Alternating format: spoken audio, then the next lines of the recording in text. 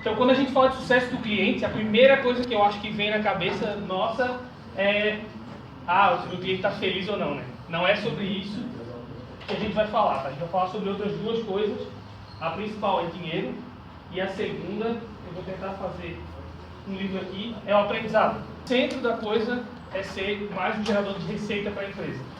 Eu vou apresentar aí 4 conceitos, que são os conceitos que o Lincoln Murphy conseguiu resumir o sucesso do cliente de uma forma fantástica, para a gente separar a satisfação e a receita. O sucesso do cliente é quando o nosso produto faz sentido para o cara e quando ele compra a gente para fazer uma coisa, aquilo acontece. Por exemplo, o cara contrata PagVeloz. Sucesso do cliente é quando a nossa proposta de valor toda funciona. Não é quando só o meu software faz o que eu queria que ele fizesse. É quando o cara lá da ponta consegue perceber todo esse valor. Então a gente tem 4 coisas principais, que é o Required Outcome. Então seria o resultado requerido. Por exemplo, eu vendo telefonia. O resultado requerido é isso que o cara consiga ligar. O resultado requerido da PagVeloz é que o cara consiga pagar. O resultado requerido do Silvio é que a prancha nessas coisas. Beleza, isso é o mínimo que eu preciso entregar para o cliente começar a cogitar a minha possibilidade. Mas enquanto eu estou aí, eu estou no mar vermelho ali com todo mundo que oferece mais ou menos o que eu ofereço. A segunda coisa que a gente tem, a experiência apropriada. O Nubank é um exemplo disso, né? O Nubank faz tudo que um banco faz, só que a experiência é diferente. E isso muda tudo. Ele deixa de ser um banco normal e ele consegue entregar... Vou tentar desligar esse bagulho aqui, porque está muito...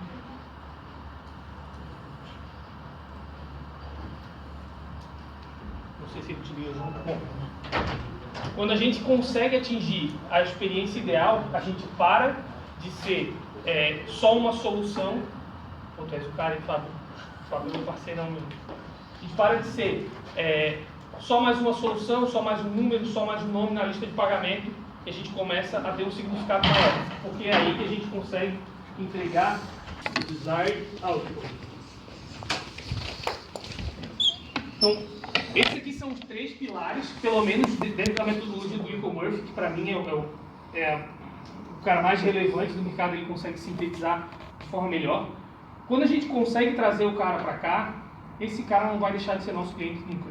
E agora, por que a gente vai se preocupar com isso e não... Por que a gente vai botar dinheiro aqui, num cara cuidando disso, e não colocar dinheiro num cara cuidando de vendas, que vai tende a trazer mais resultado, por causa disso aqui. Eu tenho a minha empresa e vamos dizer que eu faço o resultado do Eric Santos lá, né? Eu cresço 10% mês a mês. Eu estou lá crescendo 10% mês a mês. Se todo mês eu cresço 10% da minha empresa, ficou 100% da minha empresa para trás. Se eu cresço 10% da minha empresa e eu perco 5% aqui no primeiro mês, eu perdi 5%. Esse 5%, se eu for contar aqui pelo tempo, pelo lifetime value desse cara, pelo tempo que ele poderia ser meu cliente, ele me sai mais caro do que os 10% que eu teria adquirido. Ou seja, como a gente tinha falado antes, e todo mundo sabe, isso é muito óbvio, é muito mais caro conquistar um cliente novo do que manter um cliente velho. Antes isso não fazia tanto sentido, antes a gente vendia software legacy, né? Te vendo software, se tu vai churnar ou não, foda-se, já pagou. Agora não, agora a gente cobra por recorrência. Se o cara parar de usar, para de pagar. Ninguém vai comprar o nosso negócio. Acho que pouquíssimos aqui conseguem, não dependem de recorrência para poder sobreviver, né? A maioria. Então a recorrência é que mudou a regra do jogo. E essa aqui é a jogada. É muito mais barato eu mexer no churn do que eu mexer na venda. A gente sabe como conquistar um cliente alto. Como é que a gente vai fazer então para poder começar a mexer nesse número? O principal é começar a medir. A gente é startup, a gente não tem tudo que é métrica que a gente gostaria de ter, né? Então, ter alguém focado em Customer Success na nossa empresa é muito mais relacionado a ter alguém que está olhando para aquela métrica específica do que necessariamente, eu agora tenho uma área de sucesso do cliente, é bonitinho e está na onda. Quem aqui tem uma métrica de churn, assim, sabe o seu churn, mediu, tem essa métrica? A gente também não tem, tá? A gente não tem. 10% nosso. 10%? Por aí. Por mês. Se for botar no time na linha regulando, assim. É porque tipo, o 10% ao ano é um número razoável. 10% no mês é um número absurdo. Entendeu? 5. Hã? O Júnior é 10 e o crescimento é 5. Então, aí é que tá. O Jason Lemkin, ele costuma dizer que Customer Success é central porque é onde está 90% da tua receita. A maior parte da nossa receita não está no que a gente vendeu nesse mês, está no que a gente vendeu nos meses passados. Né? Eu não sei se a galera que costuma ter alguém centrado, preocupado com essas coisas de, tipo assim, tá, deixa eu dar uma olhada nos clientes que eu já vendi, como é que tá, se tá chorando, se não tá. O Eduardo e a Nara. A gente não costuma ter essa preocupação ativa, né? Não costuma ter, eu vou dedicar tantas horas do meu tempo para isso. E é meio que isso que eu quero vender. O que a gente fez lá, então, foi um processo bem simples, eu acho que é um começo, um ponto de partida legal para todo mundo, que é começar a mexer no onboarding. Eu não sei, queria pedir aí para alguém contar como é que é o seu onboarding, pode ser o Daniel. Como é que funciona quando o cara vai começar a usar a tua plataforma? O que acontece com ele? Bom, a nossa plataforma, ela é uma plataforma um pouco complexa de implantação, a gente todo entender. Então, tem primeiro uma abordagem do técnico do meu cliente com o meu técnico para ter a apresentação. Beleza, tem o técnico, o teu técnico com o técnico dele, beleza. Aí, explicou, integrou. Explicou, começa a integração, normalmente testando com 1 ou 2 clientes. Ele não bota, tipo, eu tenho um pool de 20 clientes, ele, cara, eu vou validar isso aí, ou num ambiente de staging, que a gente consegue criar para ele, ou ele bota, tá, tem um cliente pequeno que eu acho que quadra bem certinho, isso aí eu vou testar com esse cara e botar para rodar. Entendi. Nosso padrão. Entendi. E hoje, esse cara, o foco dele, a preocupação dele maior é técnico. Se está rodando, se funcionou. Tu tens o teu técnico. Eu tenho o meu técnico. O teu técnico, a preocupação dele enquanto ele faz essa implementação e bota para rodar. Geralmente a preocupação dele maior é técnica. É técnica, é fazer com que o outro lado consiga fechar a implantação. Ou seja, o teu técnico, ele está completamente comprometido com o required outcome. Essa é a preocupação dele. O desired outcome não é preocupação agora. É required. Ou seja, se viesse alguma outra solução que fizesse a mesma coisa que tu faz, um pouco mais barato, a chance do cara churnar ia ser considerável. Pode ser. A proposta aqui é que, principalmente nessa fase de onboarding, e aí entra o aprendizado, porque assim, agora ninguém que vai conseguir, tipo, a gente mal consegue medir nosso CAC, né? A gente não tem dado assim expressivo. Então a maior parte, além do financeiro, é a gente voltar lá no livrinho, aprendizado. Quem que vai mandar na nossa empresa no começo? Quem que vai direcionar? Quem que vai pivotar? É o cliente. Não tem jeito. Não tem como fazer um negócio que ninguém quer. Não faz sentido nenhum, né? Lá eu cheguei a essa conclusão assim de forma mais clara na nossa empresa essa semana, que a nossa empresa é um organismo vivo. A gente não tem mais controle sobre exatamente como a gente quer que ela seja. A gente está no mercado, o mercado começa a pedir, a gente tenta direcionar, mas é um rio. Ele tem o fluxo dele, a gente pode remar um pouco e tal, mas ele vai para algum lugar. E o melhor jeito de a gente conseguir ir para o lugar certo é saber se a gente não está remando contra a maré, né? Remar contra a maré ou não, para mim, é a gente saber o que o cliente quer, saber se o cliente está gostando. Esse papo é velho, né? Esse papo todo mundo já conhece. O meu argumento é que se esse cara aqui, se esse técnico do Daniel, ele estiver preocupado, além do required outcome, se ele estiver preocupado com a experiência, a gente vai começar a conseguir desenhar o desired outcome dele, para a hora que o Daniel for escalar, ele ter não uma solução normal, aquele efeito que a gente estava procurando com as Catarinas. Né? Como é que a gente vai descobrir qual o fator UAU, como é que a gente vai descobrir isso se a gente não perguntar para o cliente? A gente teve um caso agora muito interessante, não sei quem aqui conhece ou já utilizou a Superlógica. A Superlógica é uma plataforma de cobrança lá, a gente usava a conta azul, está mudando para a Superlógica. E assim, fantástico, startup igual a gente, todo mundo lá, dando sangue, correndo atrás de fazer uma coisa massa pra caramba, a plataforma deles parece, animal. A gente fez o onboarding com eles, a experiência foi horrível. O que a gente contratou não foi exatamente o que foi entregado, a nossa expectativa não foi atendida. Isso um game changing, assim, isso é o suficiente para a gente desistir? Não. A gente sabe que isso acontece em startup. A gente está num cenário onde a gente aceita isso, né?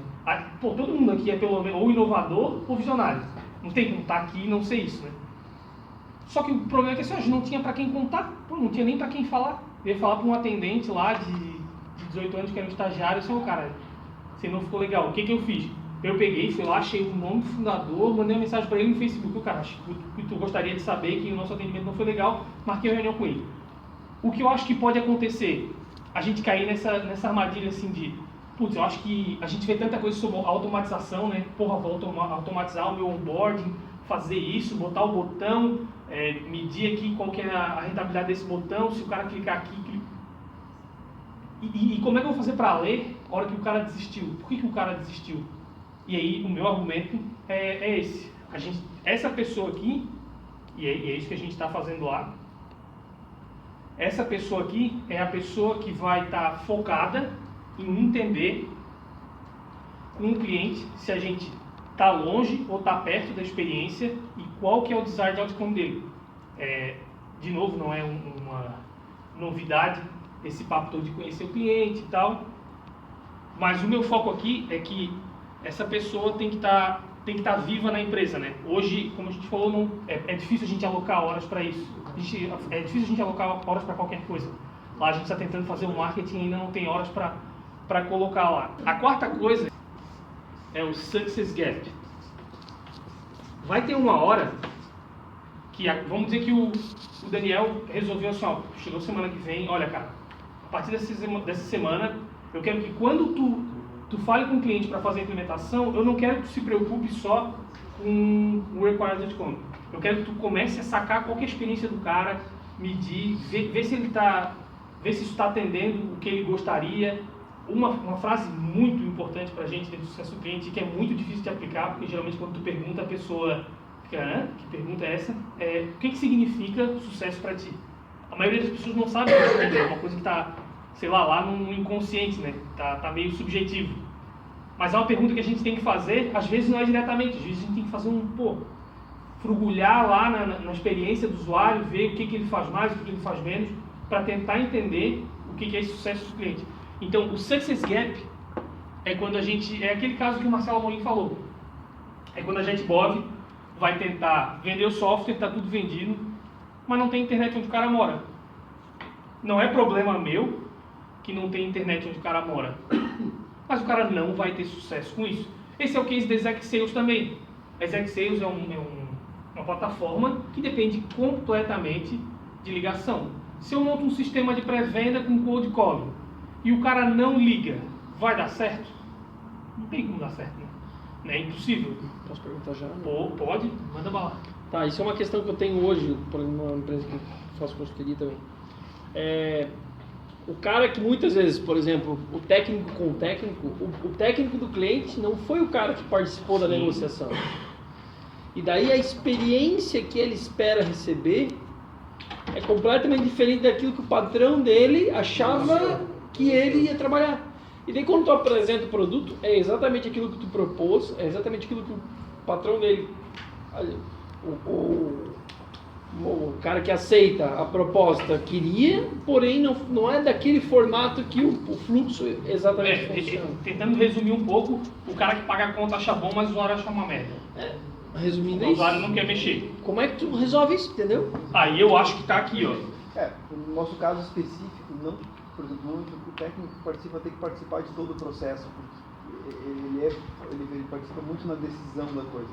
Se o dono da empresa não tiver, ele é o comercial, a empresa de TI, de Helpdesk é comercial, o dono é só isso. Ele tem que botar o técnico junto porque ele não sabe a viabilidade no nosso caso. E outra, eu posso estar errado aí, tu me corrige, mas o técnico tem que participar e ele tem que gostar e ele tem que te ajudar. Se ele não te ajudar, tu tá fudido. O que fisga no nosso, cara, é o técnico gostar. O técnico vai olhar, cara, isso aqui vai me ajudar a minha vida.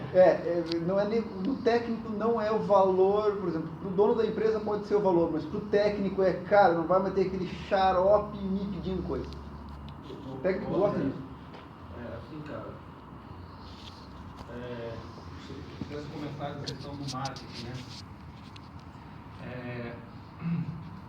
Eu passo por esses problemas também. Claro. E assim, até com os outros tópicos ali, vejo o que eu estou entendendo que está acontecendo com os meus clientes. Devido talvez a uma pré-venda, uma não qualificação, uma não preparação dos meus clientes melhor antes do processo, antes da venda de fato, eu acabo perdendo um número considerável até de clientes no pós-venda. Não porque eu não vá falar com eles, não porque eu não estou ali do lado deles, pegando a mãozinha, alguém fazendo. É que me parece que no momento que eu não os preparei de uma maneira adequada, eles começam a cair tudo aí no pós-venda, porque eles não estavam preparados para fazer começar a usar, utilizar Claro, o faz sistema, sentido. começar a absorver. Então, assim, uma falha na pré-venda, ela vai estar refletindo no todo o sucesso do cliente. Ele não está com uma expectativa bem alinhada, uma expectativa dele. E assim, então eu estou numa sinuca de bico porque o que eu mexo, né? Pô, já peguei a mão do cara para não perder ele, e não tá, mesmo assim não funciona. Isso é muito legal, porque a gente passa por isso também, eu acho que isso acontece com todo mundo. Quando a gente fala de experiência apropriada, a gente tem muita a mentalidade de puxar pra gente, né? O que eu posso dar pro cara que vai ser a experiência apropriada. Mas a experiência apropriada também é tu fazer alguma coisa. Às vezes a experiência apropriada pode ser, como o Theo falou hoje de manhã, a experiência apropriada para o cara ter o desired outcome, né, exact, é o cara gastar as 4 horas e estar em contrato. Às vezes para vocês, e eu acho que tem um pouco essa vertente na gente Bob também, às vezes o cara não tem o perfil tecnológico e o cara tem que entender que a tecnologia ajuda, que faz parte da vida. Então, às vezes a experiência apropriada do cara é ele fazer alguma coisa. E a gente está passando por isso também no nosso onboarding lá. Só para a galera entender, a gente pega um cara, é um lead, ele já usa Exact e a gente vai tentar fazer ele ligar por dentro do software. Existem casos onde eu libero o trial para o cara, configuro com ele, converso com ele, seto uma meta, tipo assim, o que é sucesso para ti? Tá, sucesso para mim é que a ligação tenha qualidade. Isso varia, tá? Mas vamos dizer que o cara fala isso. O cara fala isso comigo, ele desliga a ligação, ele nunca faz uma ligação depois da nossa conversa. Posso dar um pouco? Pode, claro, por favor.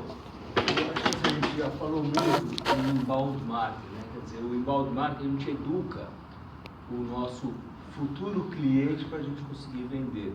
Eu acho que essa educação, ela tem que ser continuada. Mesmo depois da venda, a gente já está alimentando nossos clientes. Eu acho que isso que vai ajudar a minimizar essa perda que você está sentindo. Porque é uma coisa de cultura, né? A gente precisa puxar ele para a cultura do nosso produto, né?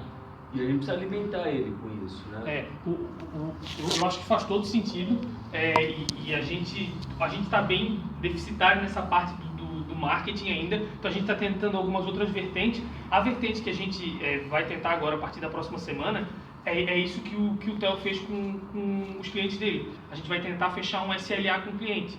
Eu não sei se vai fazer sentido dentro da tua necessidade, mas, por exemplo, o meu SLA com o cara vai ser o seguinte: então amanhã, o dia inteiro, o teu pré-venda vai ligar, no final do dia, a gente vê se te entregou o valor. Pode ser?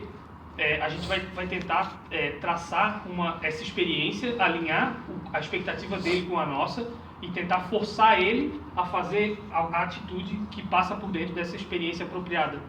Uma coisa que a gente está percebendo lá também é isso. Todo cliente que a gente deixou solto dentro da metodologia, esquece. Ele virou competidor, ele fugiu e ele estava fora. Então agora a gente está criando normas. Então o cara tem que fazer isso, depois tem que fazer isso, tem que fazer isso. São passos, né? Fazer esse, fazer esse, fazer esse. Quando ele chega lá no passo 5, por exemplo, ele já está bem engajado na metodologia. Se ele não chegou até lá, ele vai ter fora. Então a gente vai conduzindo ele passo a passo. Hoje tem que ser feito isso, senão não... Com certeza, eu acho que faz todo sentido.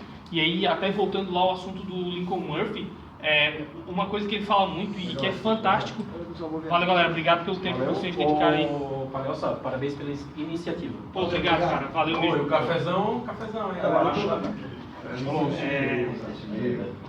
Então, assim, lembrando lá do Lincoln Murphy, uma coisa que ele fala muito e que é uma coisa fantástica, porque é uma coisa que dá pra gente executar agora, é que assim, pô, o que mais acontece agora, eu acho que no nosso estágio, é a gente conseguir alguém que quer ver o nosso produto. O cara quer testar, o cara quer conhecer. Pô, isso aí é uma realidade nossa. E a gente tem que trabalhar para chegar no onboarding perfeito. Tipo, pô, eu já sei que se o cara entrou, bem o que o Jorge falou, se o cara entrou na minha plataforma, fez isso, fechou, o cara é meu cliente. Aí como é que eu vou fazer para conduzir ele e qual que é essa jornada perfeita? Esse é um desafio nosso. Então isso aí o Lincoln Murphy ele chama de a jornada do cliente, né, o Customer Journey, e que a gente já conversou antes lá com as Catarinas, o André Siqueira comentou, é um assunto que se estende na empresa toda. Mas uma sacada que o Lincoln Murphy levanta, e que foi uma coisa que a gente usou lá, e que assim, ajudou muito a gente no aprendizado e também na extração de resultado, é o First Time to Value, ou First Contact Resolution. É o resultado do primeiro contato que eu faço com esse cara. O primeiro contato que eu faço com o cara tem que ter algum resultado. É igual, eu não sei se você já deve ter ouvido isso, né? Tipo, reunião que a gente sai sem objetivo para fazer, não é reunião, né? Reunião que sai sem atividade não é reunião. E essa é a minha sacada. Tipo, a primeira reunião que eu faço com o cara, se a gente sair sem ter estabelecido exatamente o que ele quer da nossa solução, o que é sucesso para ele e o que a gente vai fazer a partir de agora, a gente não tá avançando. Claro, vai dar um monte de coisa errada no meio do caminho, vai Mas dar. tá falando antes do contrato ou já depois? Antes do contrato, tu tá no onboard, o cara vai testar a tua solução a primeira vez. Sentou para conversar, então, quero te apresentar, a nossa solução é essa, tu vai testar agora. Para testar, a gente funciona assim, a expectativa é essa aqui, tu vai fazer isso e isso, e eu quero saber, no final, a expectativa comum de sucesso é essa daqui. Eu quero saber o que para ti é sucesso utilizando a nossa solução. Então, é nesse contato com esse cara que tu vai pegar e setar as expectativas dele, alinhar com ele o que ele espera da tua solução, o que tu vai entregar, e aí tentar definir esse caminhozinho. Nessa história aí, pra gente pelo menos, já deu uma baita de uma transformação assim, na experiência que a gente tinha com o cliente, e inclusive fez a gente pivotar, acho que é natural, né? E aí eu queria agora, voltando lá pro Success Gap. O Success Gap, então, é a parte que a gente não tem controle, mas que a gente deveria resolver. Eu não sei se alguém consegue imaginar um Success Gap dentro da sua empresa. Algum problema, alguma coisa que impede a pessoa de ter sucesso com o teu software, mas que não te compete, que não é problema teu. Alguém consegue imaginar algum aqui da sua empresa? Internet. O meu o cara não tem crédito suficiente, ele não passa do meu, eu preciso eu preciso que ele tenha um score mínimo. Então, esse é o tipo de coisa que não é problema nosso, mas o cara do sucesso do cliente, ele tem que pensar, não, isso é problema meu. Eu não vou... Pode falar, Marcelo. Não, eu lembrei do caso nosso, que a gente tem um Success Gap que a gente mudou, entre aspas, meio que pivotou pelo seguinte: a gente chega em cliente e o cara falou, cara, adorei isso daqui, achei fantástico, só tem um pequeno problema. Não tem medida nenhuma nos meus produtos. Não tem. E aí, no começo, a gente ignorava esse cara, falei, não tem jeito. Agora a gente ofereceu, eu falei, cara, você não tem? A gente vai assumir isso. Então a gente vai pegar as medidas, a gente vai atrás do fornecedor e a gente vai conseguir as medidas. Você percebe o valor disso, cara? Percebo. Você compraria de mim, além do provador, essa gestão também? Compraria. Então tá. Fantástico, é exatamente isso. E é exatamente isso aí que o Marcelo falou, sabe? Pô, apareceu uma coisa que não é problema meu. Internet também é um problema meu. Se o cara não tem internet boa e quer ligar pela internet, vai dar ruim, né, cara? Eu ainda não tenho uma resposta, uma solução para isso. Mas talvez não se fecha tanto, né? Exatamente. Mas o mais importante que eu acho que é aquilo que eu estava falando no começo, é a gente medir, a gente saber. É o ciclo de aprendizado lá da Startup Enxuta. É a gente saber o que está acontecendo, ter informação na mão.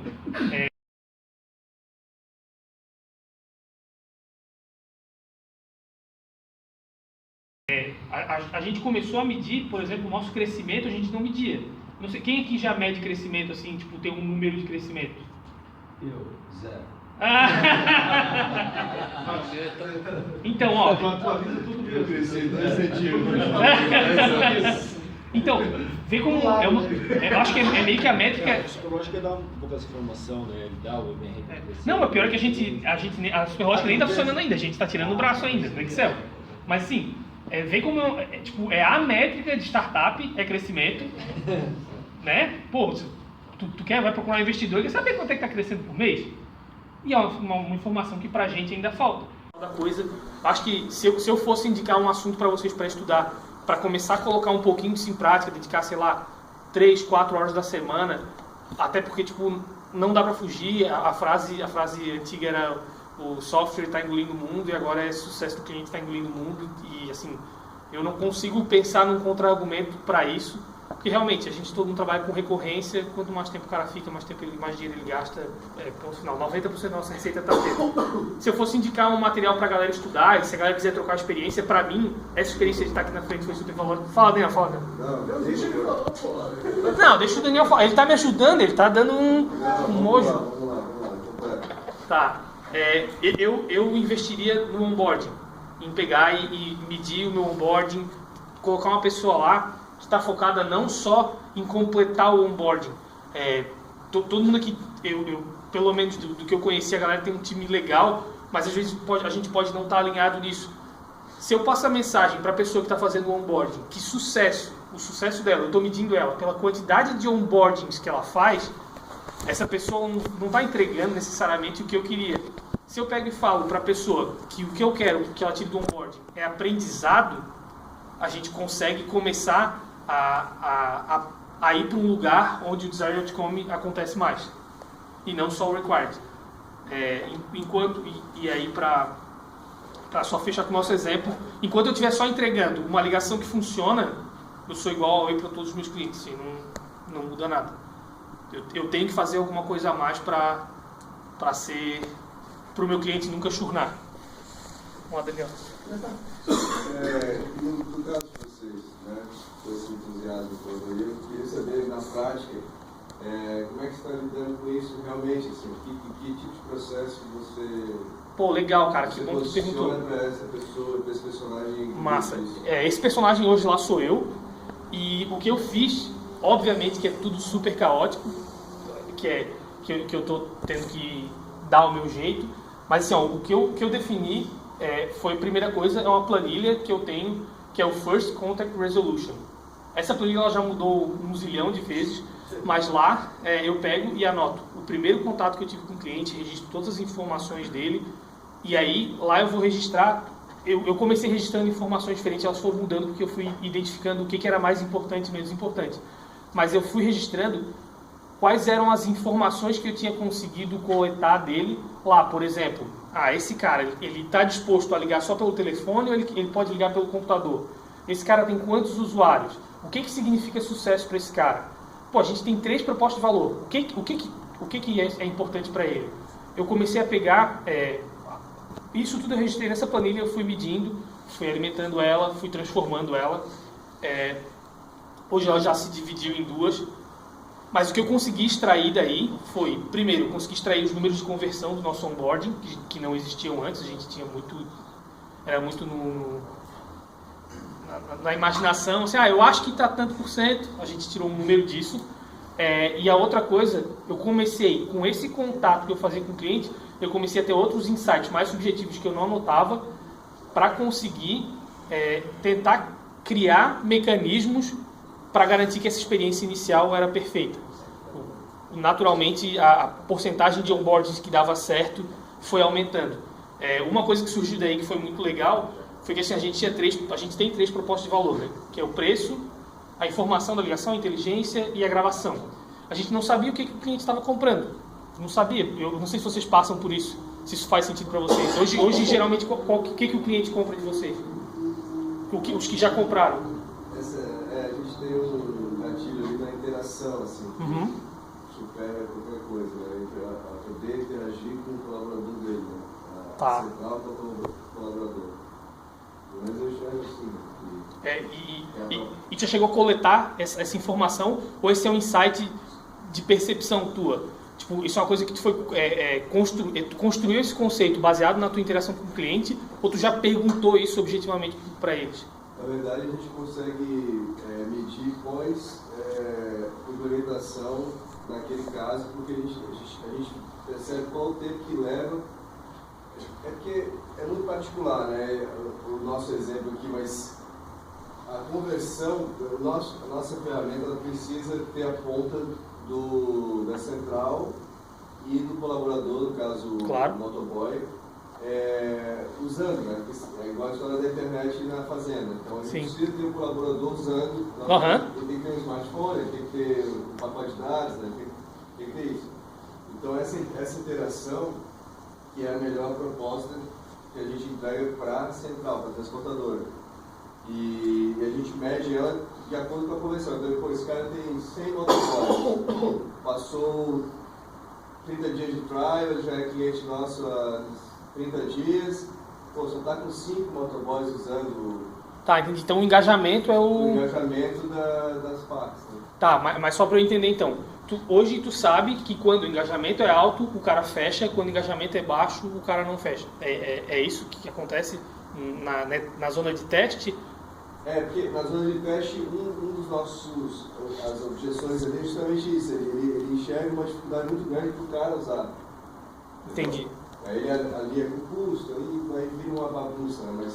Mas fundamentalmente é isso, é a quebra da cultura do funcionário dele de ter que usar a ferramenta. Tá, entendi. Mas então, essa... A resposta à tua pergunta é não. A pergunta original, né? Se nós temos uma forma de medir então, porque o que eu percebi... De perguntar e tal... porque o que eu percebi, pelo que vocês explicaram, se eu estiver errado, me corrige, o que eu percebi é que essa é uma necessidade latente no cliente de vocês. Tipo assim, eu entendo que a tua solução vai me entregar muita coisa, só que para funcionar precisa ter isso. Isso é uma coisa que o cara quer. Mas isso é uma coisa que vocês conseguem entregar hoje? Vocês têm um gatilho que faz isso acontecer hoje? Tipo assim, a gente, para resolver esse teu problema, a gente faz isso? A gente está desenvolvendo. Por exemplo, a gente está desenvolvendo um carregador de bateria para o celular para moto. Massa. Então isso é uma situação que uma das justificativas é, cara, a gente não pode usar esse negócio porque vai fuder a nossa bateria e o cara vai ficar sem... Basicamente é feito via celular, aí o GPS mata a bateria muito rapidamente. Entendi. E o cara não tem como carregar na moto, que é diferente do carro. Né? Que é um success gap, era uma coisa que não era para ser problema de vocês, mas é. Um carregador para não, então legal, mas assim, vocês estão no caminho certo, vocês descobriram... Se a gente tivesse bala, por exemplo, para entregar 100 celulares, pacote de dados na transportadora X, a gente eliminaria na raiz esse problema, entendeu? Não, claro, eu acho que faz todo sentido, mas eu acho que é exatamente esse o caminho. Vocês conseguiram, por estar em contato com o cliente, e aí eu não sei, geralmente é tu que faz esse contato mais com o cliente, ou fica entre tu e Jaime, vocês dois. Eu e o João também assim, a gente divide bastante coisa, até às vezes fica mais confuso que deveria, mas a gente se esforça. Então, eu faço mas a pegada é essa, né? Você tá perto do cliente. Braço dado para entender. Exatamente. E principalmente pensar, eu acho, em coisas que podem escalar junto com a tua solução para entregar o desired outcome. O que eu posso fazer que vai escalar, que vai fazer o cara chegar no resultado desejado. Até nessa parte é engraçado porque a Casa Ferreira Espeto de Pau, né? As nossas soluções que a gente está desenvolvendo de sucesso do cliente, por enquanto não escalam nem um pouco, mas está resolvendo. Mas eu acho que é isso aí. Então, eu acho que já incomodei a galera bastante. A sacada, para começar assim, para começar a entender o sucesso do cliente, eu acho que é a gente entender que só entregar o resultado esperado do cliente ali, só ele conseguir ligar, só ele conseguir medir, só ele conseguir fazer alguma coisa dele, não é o suficiente. Que a gente tem que ir além disso, e aí isso está atrelado à experiência apropriada e que a gente tem que enxergar qual que é o gap do cara.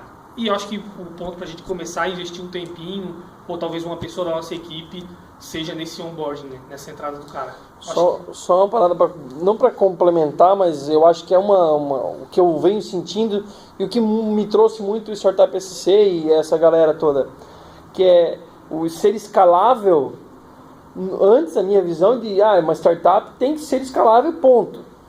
Eu não tenho que ligar para o meu cliente, não tenho que falar com ele. Exatamente. E uma coisa que eu tenho visto, tenho tido a visão, tenho as mentorias, tudo isso tem mostrado é que é bastante inverso disso.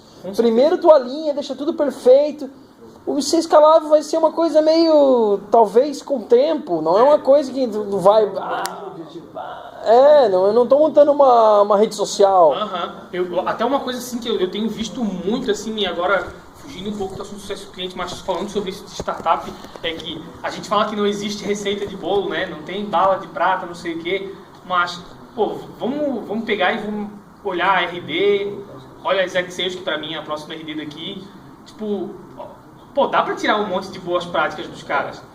O software do Theo, no começo era igual o dos meninos da Conache, é um monte de planilha e faz acontecer. Entregou o valor, beleza, eu vou pra lá. Depois tu vai adaptando e vai melhorando e vai criando outras formas de valorizar. Pra mim fez todo sentido, depois de estar aqui, o João é um cara fantástico, ele entende muito de startup, ele me ensinou muito disso. A frase que a gente costuma dizer lá é o first do it, then do it right, then do it better. Então, essa é a sacada. Primeiro vamos fazer, dá um jeito e bota pra rodar. Depois a gente pensa vamos ver se funcionou, se não funcionou, o que a gente pode melhorar. Mas o negócio é botar para funcionar. Eu acho que é isso aí, não sei se alguém ficou com alguma dúvida, tem alguma coisa que eu acho legal tu compartilhar com a galera. Eu queria comentar uma coisinha, cara. A gente trabalha num segmento, né, que não é fácil a gente conseguir um dado do cliente, cara, porque falou de venda, quanto o cara vende, quanto devolve e tal, a primeira coisa que ele tem é o seguinte, ele quer saber isso para poder saber quanto é que vai me cobrar. Entendi. Quanto vai sacar isso e tal. E não é fácil, gente. Assim, já teve cliente nosso que começou, eu só devolvo 5%. Aí implantou tal, daqui a pouco no telefonema, mas eu estou com 15% aqui, não era 5%. Então é fogo, né?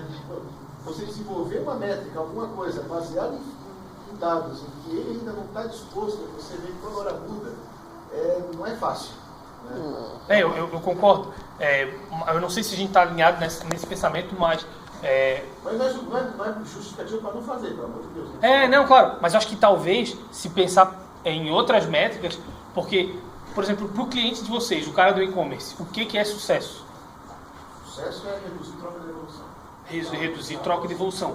Vocês têm números, por exemplo, daquelas vendas que o cara usou a ferramenta para medir o número de remuneração, quanto daquelas que o cara usou a ferramenta voltaram? Sim e não. É baseado no que ele retorna. Sim e não. Tem clientes que não nos retornam essa informação porque é confidencial, que não vamos cobrar. Entendi. Agora eu comecei a entender melhor a necessidade de vocês. Tanto que nós desenvolvemos. A gente não consegue medir porque normalmente